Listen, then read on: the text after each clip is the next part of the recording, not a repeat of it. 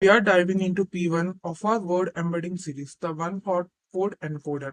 This is where all it begins. We all see why the most intuitive way to represent words actually fails for natural language processing and why we need something better. This foundation understand is crucial before we move on to advanced techniques. So what is one hot encoding? So it is simple.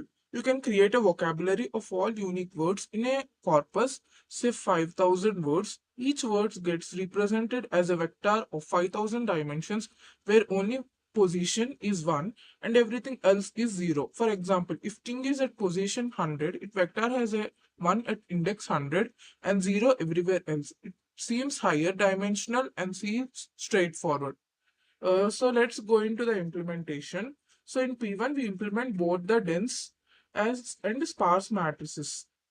So dense uses regular NumPy arrays, simple but memory intensive. Sparse uses SkipFi CRS format, which is much more efficient for this kind of data. The code builds a vocabulary from a text corpus using NLTK's corpus that encodes words using both methods. You can see the sparse version only uses 10 non-zero entries for 10 words, while the dense value version stores 15,000 values. So the P1 verifies this mathematically. We select 10 words from the vocabulary, encoding them and computing the distance and similarity matrices. So the results confirm it and compute the distances and similarities between them. So the results confirm it means the Euclidean distance is 1.414, which is root 2 with 0 standard deviation and mean cosine similarity. So this isn't a bug, it is a fundamental property of one-hot encoding heat maps. The output this shows visually. So now let's go deep into the output. Here you can see uh, so first it loads the corpus. It gives the result as loaded tokens, and thereafter, after loading, it immediately starts building the vocabulary.